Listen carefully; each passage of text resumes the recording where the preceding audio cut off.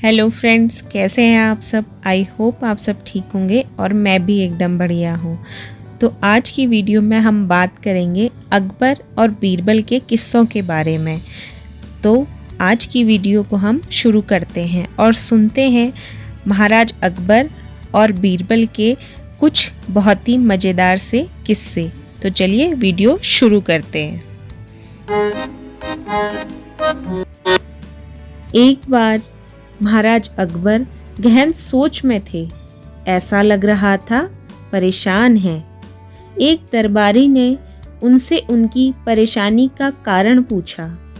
तब अकबर ने बताया उनके बेटे सलीम को अंगूठा चूसने की एक गंभीर गलत आदत पड़ गई है। जैसे जैसे वे बड़े होते जा रहे हैं, इस आदत की वजह से हम सभी परेशान हैं, लेकिन शहजादे जिद्दी हैं और किसी की नहीं सुनते। तब उस दरबारी ने अकबर को एक संत के विषय में बताया। उनसे कहा कि एक संत हैं, कहते हैं कि जो उनसे एक बार बात कर लेता है वो उनकी हर बात सुनता है और अपनी सारी बुराई त्याग देता है। उनकी बातें सुनकर अकबर को अपनी परेशानी का हल उस संत में दिखाई दिया और अकबर ने उस संत को दरबार में लाने का आदेश दे दिया। कुछ समय बाद संत को दरबार में बुलाया गया। उनका आदर सत्कार किया गया। तब संत ने लाने का कारण पूछा। अकबर ने उन्हें सलीम की अंगूठा चूसने की आदत के बारे में बताया और कुछ उपाय करने कहा।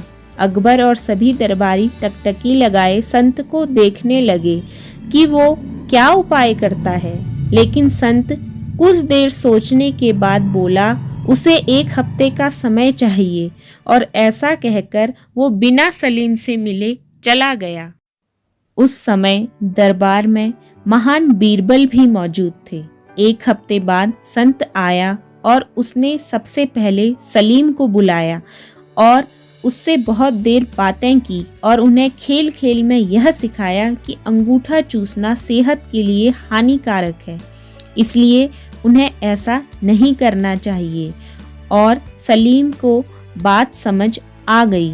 उन्होंने सबके बीच कभी अंगूठा ना चूसने की कसम खाई।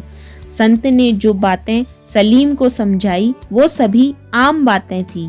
वो चाहता तो यह बात उस दिन दरबार में कह सकता था उसने, लेकिन फिर भी 1 हफ्ते का समय लिया।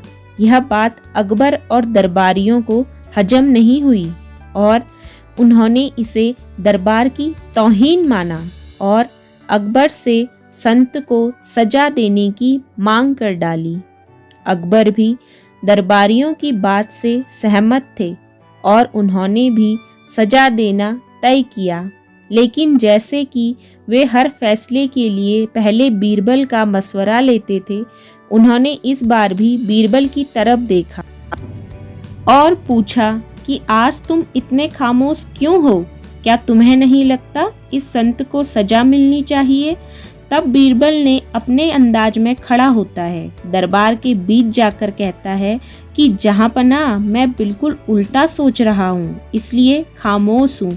सभा में हल्ला मचने लगता है। सभी को आश्चर्य है कि उल्टा मतलब क्या? तब बीरबल कहता है, मेरे हिसाब से ये संत महान हैं, हमें इनसे सीख लेनी चाहिए और गुरु मानकर इनका आशीर्वाद लेना चाहिए। इनके साथ हुई गुस्ताखी की माफ़ी भी मांगनी चाहिए। यह सुनकर सभी को गुस्सा आ जाता है और दरबार में कोहराम मच जाता है। तब अकबर गुस्से में बीरबल से कहता है, गुस्ताख बीरबल, तुम अब हम सब की तौहीन कर रहे हो। हम सब इस संत से माफ़ी मांगें। तब बीरबल कहता है, जहांपनाह गुस्ताखी की नाफरमानी को माफ़ करें, लेकिन मेरे मुताबिक यही न्याय संगत है।